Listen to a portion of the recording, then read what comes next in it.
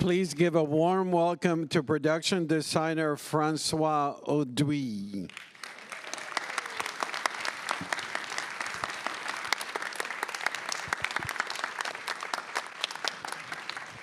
Welcome, welcome. Thank you very much. Thank you for being here, Francois.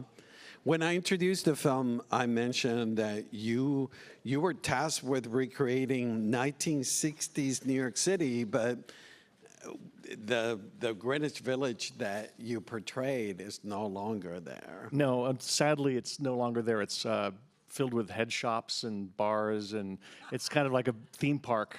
So that was, probably the biggest challenge was to try to recreate that. We took over 2 city blocks in Jersey City, actually, and recreated like a dozen actual storefronts and bars and folk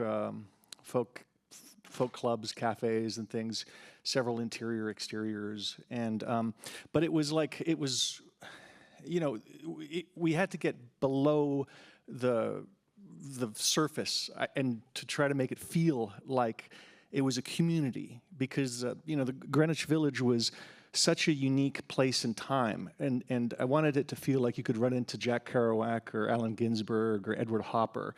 You had these luminaries, these like Mount Rushmore artists, and living and commingling and inspiring one another, and it was really it made me. It filled me with melancholy for this idea of an artistic community that was in the middle of a metropolis like Manhattan, and how that could change, that place could really change the world by attracting artists who could live in close proximity to one another. Tell us about the dynamic of being accurate, but at the same time just getting a feel. We just heard like a Rolling Stone. How does it feel? Mm-hmm. The film doesn't show us exactly the way it was, but you're actually recreating a feel of the way it was then. Yeah, you hit the nail on the head, because normally when you're making a film, it's a very fast prep, and maybe you'll have 12 or 13 or 14 weeks or 16 weeks if you're lucky of prep. But I started this movie in October of 2019, and then the pandemic hit, and it was like, well, that's going to be impossible. We can't shoot a movie with all these little tiny bars full of hundreds of extras during the pandemic. So Jim Mangold and Timmy went off to do separate projects, but Jim kept working on the script. Timmy kept learning, how to play the guitar. He could take the guitar, and he prepped every day for 4 years, I think, on this project. But it gave me, as a production designer, an opportunity to go deeper, deeper than I've ever been on prepping a movie, below the coffee table. Normally it's the coffee table books and the internet research, but to get into the idea of what this time really felt like. And it was about creating that lyric was in my head the whole time. How does it feel? Because Bob Dylan was somebody who was in tune, spiritually with what was happening in America in the early 1960s. He was connected to his community and to what was happening in his neighborhood and what was happening in the news.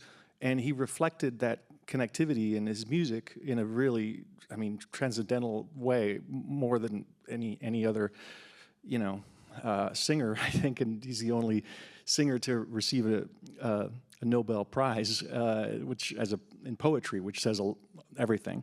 But I really thought a lot about that, and I wanted to create, to recreate this feeling of New York that was very visceral. It's a very quiet movie, and it's a very sensitive movie, and I think that you do feel something, hopefully, in some of these environments that transcends just the surface research. The apartment is like another character in this film.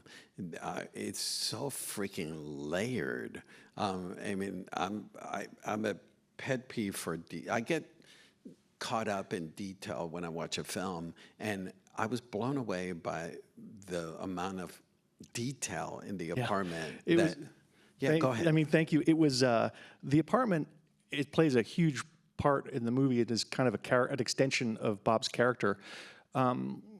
Like my set decorator, Regina Graves, is absolutely extraordinary, and she worked a lot with Woody Allen in his early films in New York, and she's very, very familiar with doing period films. But we treated the apartment as sort of an extension of Bob and as sort of like his costume, because like as you know, when a character puts on a costume, it changes the performance. But when a character is also in his apartment, his or her apartment, for so many scenes, that's also it changes them, and it changes. The fact is that apartment was kind of was like walking into a time capsule, time machine, because it was built on stage, but it had a photo backing, and we built parts of the neighbor's apartment out the window, and everything was completely interactive. So Timmy and Elle could come into the scenes, and they could fumble through all the open all of the drawers, and the whole record collection was real, and it was what he would actually have back then. We could turn on the record player; it was his actual record player. You could type lyrics on the typewriter; it was his actual typewriter. You could make coffee; the plumbing worked, the stove worked. Run a bath; you could have a warm bath. I mean, everything was. It was like, and so for like Timmy would actually come into the space and just sit as we were dressing. We tried to dress it early. And just add, so we'd have like an extra couple of weeks just to put in all of those nuanced little details. We also had, I had an extraordinary gift of having access to all the original negatives that were shot of Bob's apartment that have never been published before. Wow. There's a photojournalist that's actually you see the scene in the movie, that there's a photojournalist who comes in, takes photos of Bob's apartment. Well, I got access through Bob's manager to all of those unpublished photos. So we had probably 200 photos of his apartment, and we were able to recreate every single like artifact that would have been there, down to his like stuffed animal and his oil painting and his everything on his desk, and we took it to like this insane level of obsession, really, and it was really fun. I mean, it was really, really fun because, like, who wouldn't want to step back in time and be able to walk into Bob Dylan's apartment?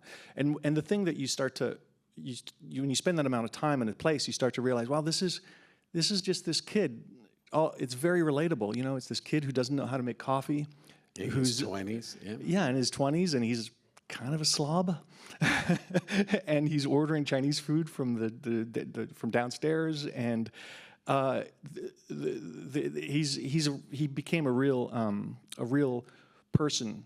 Mm-hmm. I think at that point when we were able to like really understand the backstory of his apartment specifically.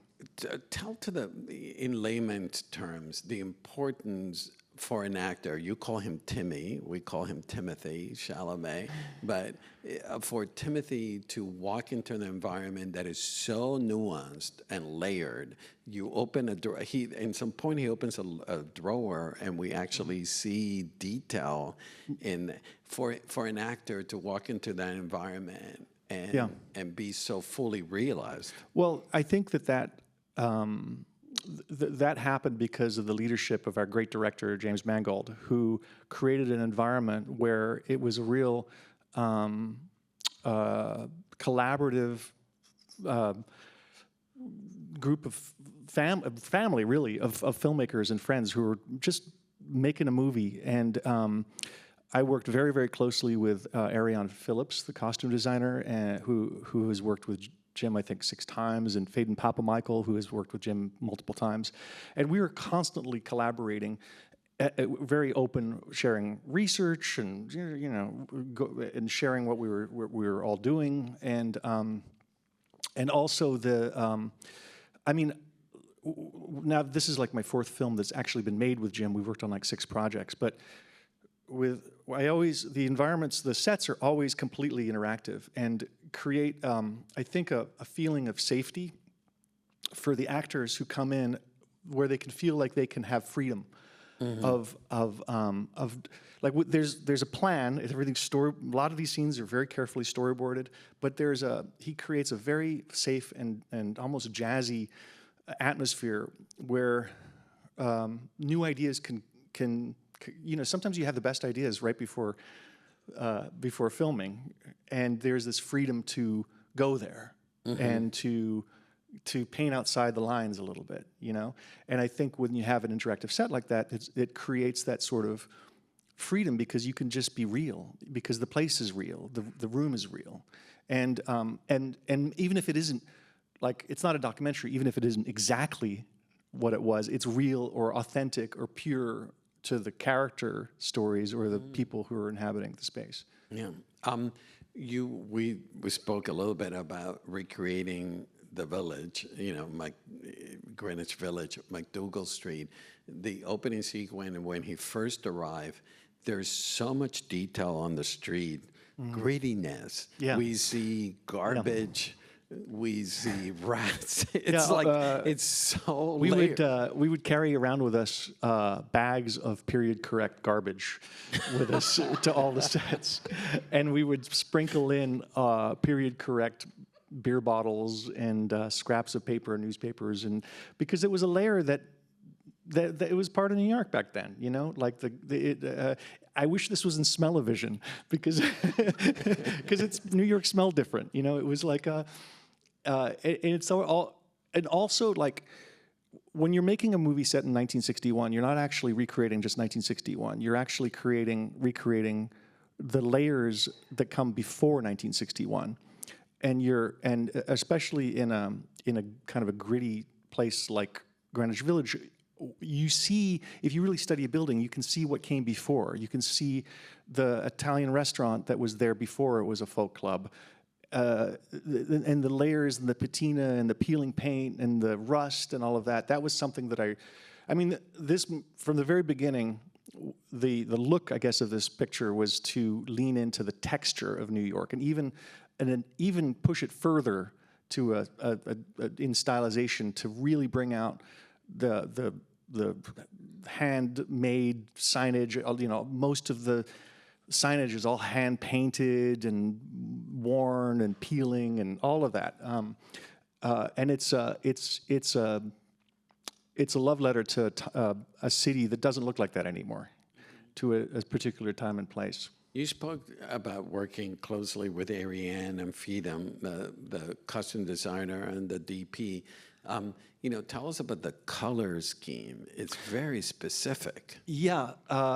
It's very curated, and we, in the beginning, I looked at a lot of Kodachrome photography from like Ernst Haas and Papa George and all, Saul Leader, and there's a very specific way that Kodachrome photography captures color that we wanted to tap into. So. Yeah, there's a very specific color palette to the film that to make it kind of to lean into those specific colors for sure. Yeah, and as I'm now getting a little bit older and a little bit more experience, I've learned to let the movie tell me what it wants to be, especially in terms of color as well.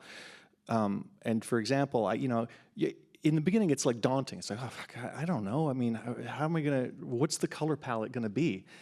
And you start with research, and you start to look at the images, and there's what's evocative, and talk with the DP. And one thing that happened is Ed Norton, he was very, very passionately involved with his character, and went out to the Pete Seeger cabin and met with Seeger's daughter. And he came back and told Jim and I that Pete Seeger had red appliances. And they were painted in a color called Freedom Red. They were Freedom Red appliances. And I'm like, wow, that's odd. I've never heard of that before. And it was sort of a joke within the family because of Pete's communistic sympathies that had become very that had become what everyone was talking about in the press. His friends would joke about, you even got commie appliances. And I'm like, well, we got to do that. So a week before opening his set, I found a Freedom Red stove from 1958 and put that in his apartment, and then painted the refrigerator to match. But then I'm like, well, this is great. This red became a character and part of the palette of the film as well. And with the red inside in Gertie's and the curtain and everything. So it became one of the principal colors in sort of the color palette throughout, and we had a very specific red that evoked the Kodachrome photography as well. Going out on a limb, I mean, I don't know if I told you that I'm a huge Bob Dylan fan, and I had all the vinyl and freewheeling Bob Dylan, the cover. Were you influenced by? Yeah. So okay, thank you for indulging me on that. we were actually going to shoot that as a scene in the film, but it was, for time, it was a set that was cut at the last minute. So we had scouted a location and we were going to recreate the cover. We ended up doing it. We recreated the cover as a prop, and again, with Bob's manager, who's incredibly helpful, he got me all the original scans of the photos that were taken on that day by as like 20 megabyte, high resolution photos. So I was able to take the 4 photos that were taken before and the 4 photos that were taken after that iconic moment, and take Bob and Sue's out of that photo, and then, so that there was no foreground, there were no characters, and then we shot Bob and Elle and put them into the image as a prop. But that was, you look at that when just for that street, that was Jones Street next to 4th Street, right around the corner from Bob's apartment, which still looks very similar to what it looked like back then, by the way. But it's like there's like dirty snow, and there's like this dirty, all the vehicles are dirty, and it's very, very evocative. Just that one moment in time is very, very evocative of New York in the early 1960s. By the way, one thing that I wanted to say earlier about the 1960s is that the first time I met with Jim, he shared with me what Bob Dylan had told him about the production design. I think it was a production design note, even though it probably wasn't meant to be a production design note. Bob Dylan said, the 60s are actually 2 decades. The early 60s are still the 50s. And the 60s don't actually happen. The 60s that we know, that we think of when you think of the 60s, it doesn't actually happen until, 64 or 65. And so it was like the best note I had on the entire movie, because I was really thinking about, well, this is really a movie about watching the birth of the 1960s. This is like having a microscope and looking at the cultural petri dish where it all started. Like the 60s that we knew, that it happened. It started in Greenwich Village. It started in the Bay Area. It started in Southern California. And these cultural petri dishes, they bubbled over with music and art and writing, and it changed the world. It created this new time where it was a very grassroots movement that was culturally connected to politics and changed everything. So that was a very useful note for Mr. Dylan to help me sort of find my true north on this. I just want to follow up. I wasn't going to ask you this question, but you started talking about the times and what a transformative time it was. When I was watching this film, it felt very timely to what is happening today. And I'm just wondering, was that something that you felt as you were making the film, how timely this transition period that we're in right now? Emphasis on transition. You never know. I mean, we stopped filming this film on June, I think June 20th was our last day of this year. And so luckily Jim has a also a family of post-production editors and sound people who they've worked together for many years, and it's extraordinary to turn a movie like this around in like 5 months. But we talked a lot. I certainly could see the parallels with the early 1960s and what's happening today in 2024, and I think it's been magnified even in the last couple months with what's going on. And the times they are changing, that's for sure. And I think there is a very interesting parallel, but also I feel like this movie has a very optimistic message about how art and young people especially can really change the world and save the world. And I hope that this movie really connects with young people who connect with that message, because I think we need, art conquers fear and love conquers fear, and there's I think that there's hope for the young people especially being connected and like Bob, there's going to be another Bob one day. I'm a very optimistic person, I hope. Oh, bless you. The Columbia Records studio is the recreation of it. Tell us how did that come about? It's unbelievable. Well, that was like Bob's apartment, that was a set that we wanted to really match as much as possible. And we became obsessive about that space. It's a building that's gone now, that doesn't exist. But we found my researcher, Lauren Sandoval, found all the original dimensions, the real estate advertisements, I think, for it, and the dimensions of Studio A. We recreated it as a one-to-one thing. What's very fascinating to me about Studio A is that audiophiles can actually listen to records that were recorded in the space and know that which tracks were recorded in Studio A just from the sound signature. And Columbia had another studio called the Church that was a chapel that had been turned into and that had a different sound signature, and you can listen to tracks and hear which ones were recorded in the Church and which ones were recorded in Studio A. And as we were going, we thought the movie was all going to be playback, but in Timmy's first performance, he decided to go live, and he blew everybody away. It was unbelievable. It was the most amazing moment I've ever seen on a movie. And he didn't just. It was he did 4 songs back to back. I think it was at Town Hall, and it was incredible. And it was electric. I mean. And we had prepared for that by, the property master had sourced all the period microphones to record the music live just in case. And it turned out to be a really great choice, because the microphone is an instrument, is also an instrument. All the period, to your question with Columbia Studio A, that was the last set that we shot in. And by that point, we were I was actually working very closely with the production sound recordist to make the set sound like what they would sound like, which is something I've never had to think about before.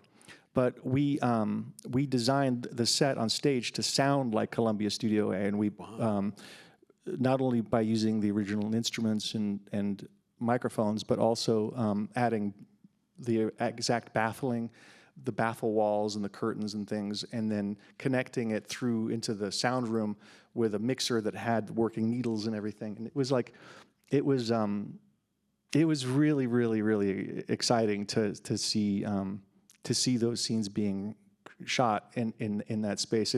And for those of the crew who were really who were musicians, they were just they wanted to just move in, because it was all these toys and xylophones and a harp and instruments, because Columbia would also bring in, they had the ability to record an orchestra within the space.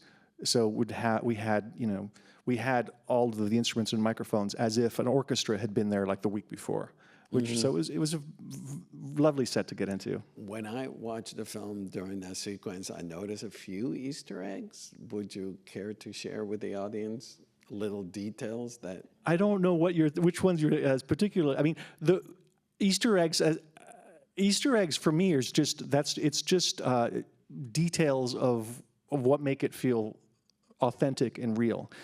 I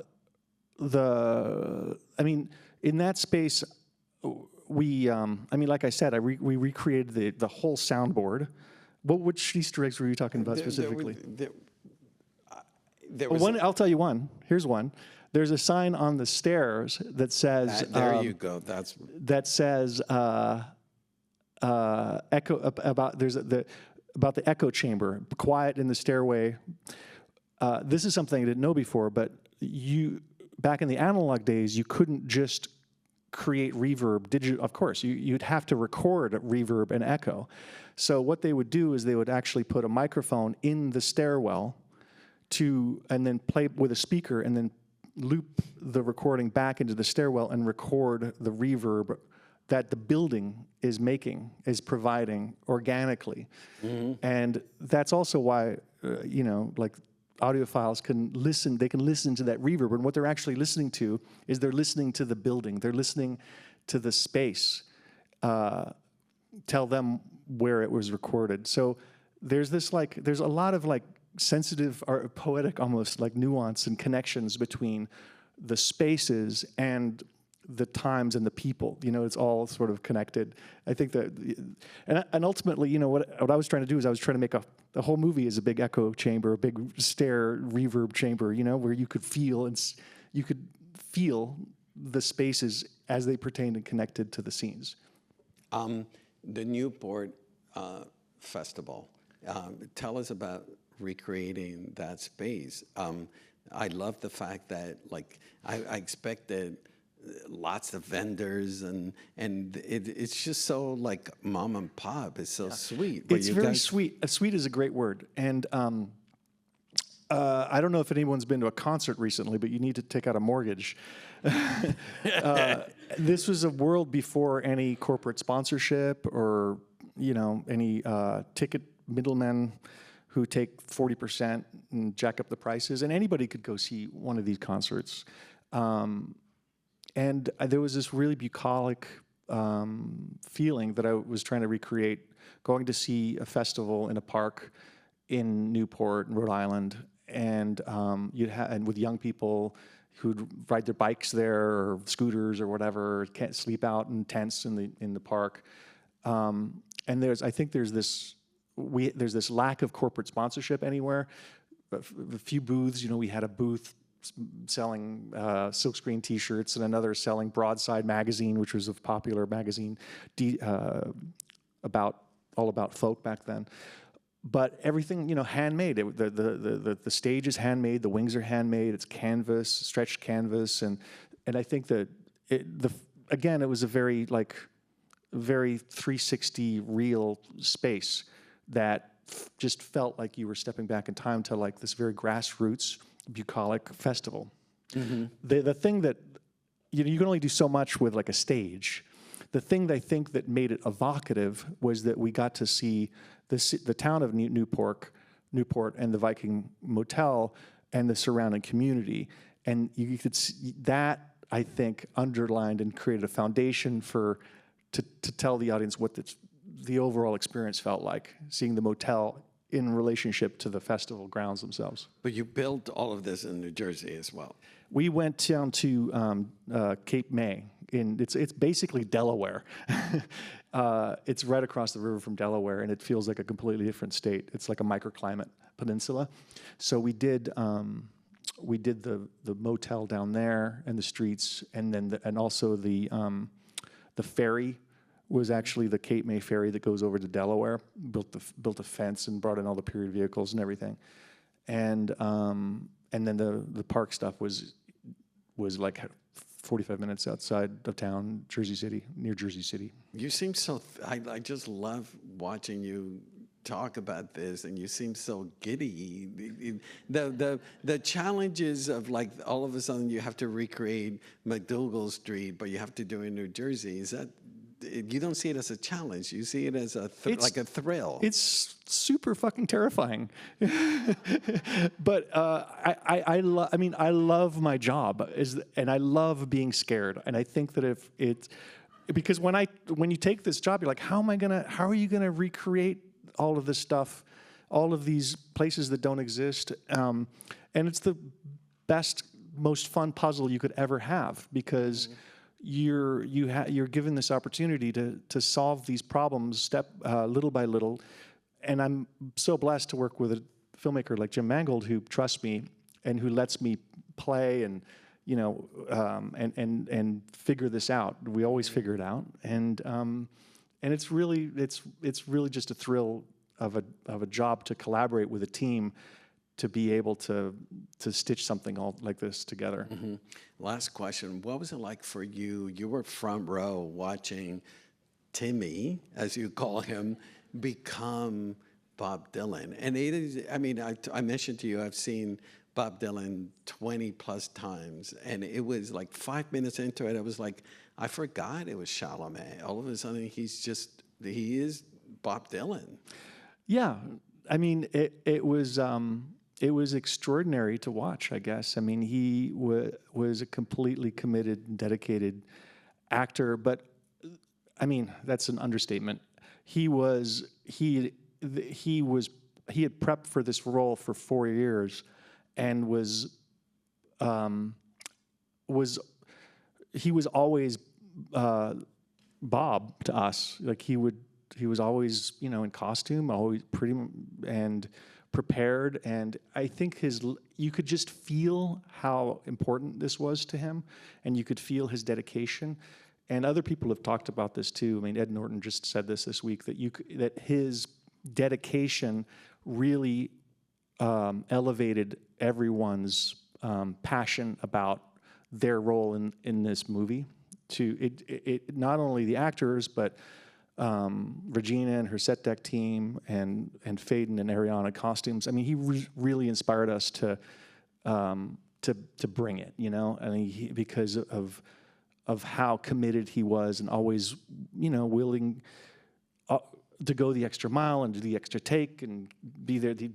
We had 14, 15. We had a 16-hour day one day down at Cape May.